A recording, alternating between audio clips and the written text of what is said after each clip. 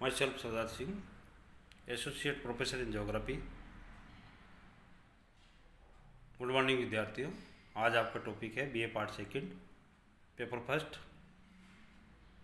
Topic है संयुक्त राज्य अमेरिका में गेहूं का उत्पादन। विद्यार्थियों, संयुक्त राज्य अमेरिका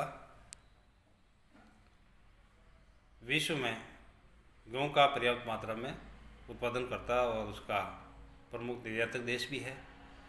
यह जो प्रेरित घास के मैदान उनको साफ करके विस्तृत कृषि फार्म यहाँ पर बनाए गए और इसके अलावा यहाँ पर व्यावसायिक अन्न उत्पादन के रूप में गेहूं का यहाँ पर मुख्य योगदान है। यह जो कृषि की जाती है वो बड़े वैज्ञानिक ढंग से की जाती है और विश्व का लगभग 15% जो गेहूं का उत्पादन है वो यहाँ पर किया जाता है। गेहूं ये शीतोष्ण कटिबंधीय पौधा है जो सर्दियों के अंदर बोया जाता है। फिर हम स्थिति और विस्तार की बात करें। संयुक्त राज्य अमेरिका विश्व में गेहूं का दूसरा बड़ा उत्पादक देश है। यहाँ 35 डिग्री उत्तरी अक्षांश से 49 डिग्री उत्तरी अक्षांश के बीच में गेहूं की खेती की जाती है। 2016 में यहाँ पर 490 लाख हेक्टेयर पर 2450 लाख टन गेहूं का उत्पादन किया जाता था। यह कुल उत्पादन का जो 15% गेहूं एंटायर वर्ल्ड का होता है। यह गेहूं जो है सबसे ज़्यादा आंतरिक मैदानी भाग यातायात के साधनों से पूर्वी क्षेत्रों में बसे हुए क्षेत्रों से जुड़ा हुआ है। इसकी कृषि भी पश्चिम की ओर स्थानांतरित होती गई है। इस प्रकार गेहूं का जो अधिकांश भाग है वो मिसिसिपी के पश्चिमी भाग में स्थित है।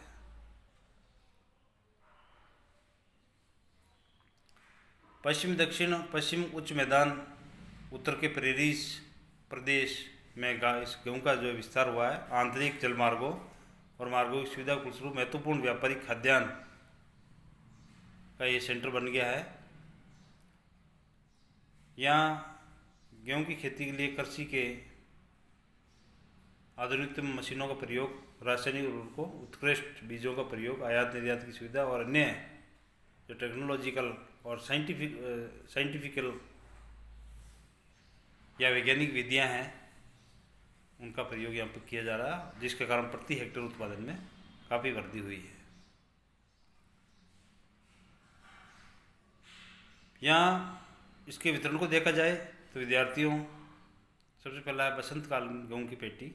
ये पेटी संयुक्त राज्य अमेरिका के उत्तरी भाग में सामान्य रूप से देखी जाती है, यानी उत्तरी और दक्षिणी डेकोटा, मोंटाना, नेब्रास्का और व्योमिंग में राज्यों में होती हुई ये पेटी फैली हुई है। ये पेटी व्यापारिक रूप से काफ़ी लाभप्रद मानी जाती है। फिर विद्यार्थी हम बात करें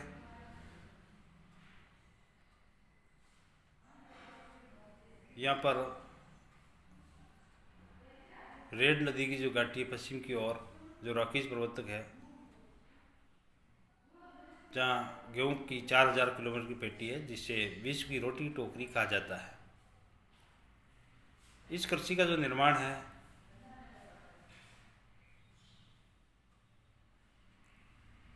झील के हिमनदी निक्षेप के फलस्वरूप हुआ है।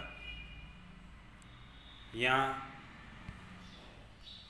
चेस्टनट, प्रेरीज और काली घास की मिट्टियाँ पाई जाती है, जहाँ पर अधिकांश इसकी खेती की जाती है। ये इसके लिए उपयुक्त मानी जाती है। जलवायु दृष्टि से भी यहाँ पर उपयुक्त परिस्थितियाँ हैं। कभी कभी ग्रीष्मकाल आने पर यह फसल सूख जाती है और कभी कभी ओले और आंधी से भी फसलें नष्ट हो जाती है और इस प्रकार इस विस्तृत प्रदेश में कृषि आज भी बहुत हद तक मौसमी दशाओं पर निर्भर करती है। ये विद्यार्थियों आपके सामने चित्र दे रखा है। उससे पहले बता दें कि इस प्रदेश में प्रमुख आटा मिलें जो केंद्रित है मिनियापोलिस, डुलूथ, बफेलो ऐसा क्षेत्र है जहाँ विश्व का सबसे बड़ा आटा पीसने का केंद्र है। तो यहाँ देखिए आप लोग गेहूं का उत्पादन कंसास, इलिनॉइस, डेकोटा, दक्षिण Dakota, Montana, Nebraska, Pennsylvania, Wyoming, California, Texas और इंडियाना प्रमुख है। फिर बच्चों, शीतकालीन कठोर गेहूं की पेटी, इस पेटी का जो विस्तार है वो संयुक्त राज्य अमेरिका के जो मध्यवर्ती समतल भाग है वहाँ पर पाए जाते हैं। इसके अंतर्गत कंसास, नेब्रास्का, ओक्लाहोमा, टेक्सास और पश्चिमी कोलोराडो के अधिकांश भाग शामिल किए जाते हैं।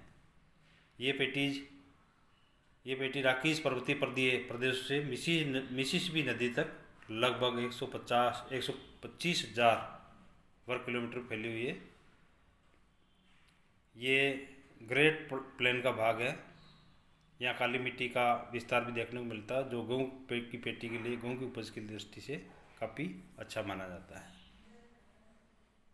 दक्षिण में स्थित होने के कारण तापमान ऊंचा रहता है और गेहूँ की जो बुआई है वो शीत ऋतु के प्रारंभ में की जाती है। शीतकालीन गेहूँ की पेटी को या शीतकालीन कठोर गेहूँ की पेटी का पश्चिमी सीमा जो है निर्धारण 25 सेंटीमीटर वार्षिक वर्षा रेखा द्वारा सीमांकित है। दक्षिण में 75 सेंटीमीटर से अधिक वर्षा होती है और तापमान ऊंचा होने के कारण गेहूँ का स्थान कपास ले लेती है। पूर्व की ओर मक्का फसल प्रभावी रहती है और ये पेटी देश का 40% गेहूँ उत्पन्न करती है। गेहूँ को सुरक्षित रखने के लिए यहाँ पर बड़े बड़े गोदामों का उपयोग किया जाता है और इस प्रकार विभिन्न क्षेत्रों में, जो कि विभिन्न भागों में स्थित है, और यहाँ गेहूँ का जो निर्यात है वो विभिन्न बंदरगाहों न्यू ऑरलियंस, गॉलवेस्टन और मोबाइल प्रमुख है। फिर गेहूँ की जो तीसरी पेटी के रूप में देखें कोलंबिया का गेहूँ, कोलंबिया का जो पठार है वहाँ पर भी गेहूँ का उत्पादन किया जाता है, यानी कोलंबियन प्लेटू व्हीट बेल्ट। प्रशांत महासागरीय तट के समीप स्थित कोलंबिया पठार काली मिट्टी से निर्मित प्रदेश है, जहाँ ज्वालामुखी और उससे लावा से निर्मित काली मिट्टी का निर्माण है और ये जो पूरा एरिया है वो अर्धचंद्राकार पहाड़ियों के रूप में दिखाई देता है।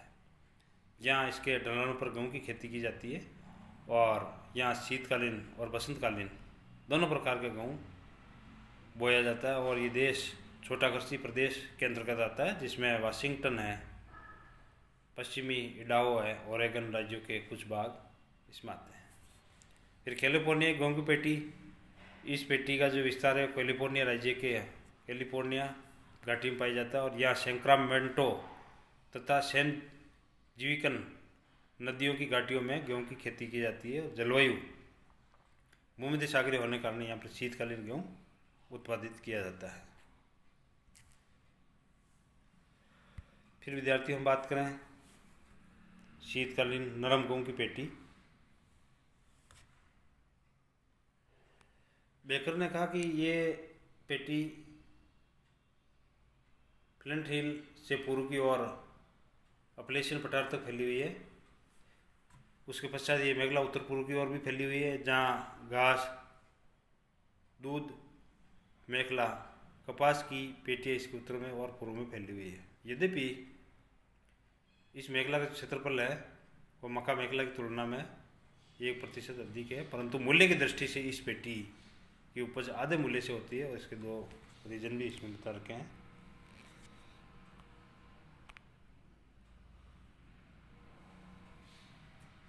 अधिकांश भाग में धरातल उपयुक्त न होने के कारण कुल बुआई क्षेत्र में कमी होती है।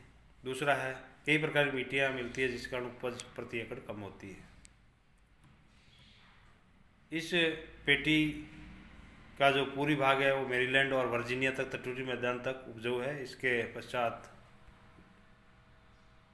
इसके पश्चिम की ओर पर्वतीय पठार स्थित है, जो दक्षिण पूर्वी पेंसिल्वेनिया, वर्जीनिया, उत्तरी पश्चिमी कैरोलिना का भाग है, जहाँ मुख्य उपज मक्का, गेहूँ और घास है। पर्वतपदीय भाग में पश्चिम में भूमि उत्पन्न होकर पहाड़ी है और क्योंकि अपलेशियन पर्वत के आ जाने के कारण उपजाऊ मिट्टी का यहाँ पर भाव है और अधिकांश भाग जंगलों से ढका हुआ है। यह क्रम पश्चिम में अपलेशियन पठार तक चला गया है। इस भाग के दक्षिण पश्चिमी मिट्टियाँ उपजाऊ है।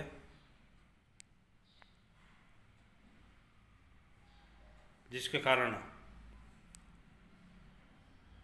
इसकी खेती होती है। पश्चिम में कंसास राज्य में भूमि उपजाऊ है, जो काली मिट्टी का भाग होने खाद्यान्न को उपज और पशुपालन के लिए महत्वपूर्ण मानी जाती है। इस तरह से हम विद्यार्थियों कह सकते हैं कि इस मेखला के 1600 किलोमीटर के विस्तार में केवल 1/3 भाग में वर्षा 100 सेंटीमीटर से कम तो नहीं होती है, और टेम्परेचर या 25 डिग्री से 28 डिग्री सेंटीग्रेड ग्रीष्म ऋतु में रहते हैं, और 180 दिन से 200 दिन पाला रहित रहता है, जो मक्का की उपज के लिए अनुकूल है। लेकिन इस मेखला में विभिन्न प्रकार की उपज उत्पन्न होती है, और गेहूँ के लिए भी ये सबसे बेस्ट मानी जाती है। Thank you.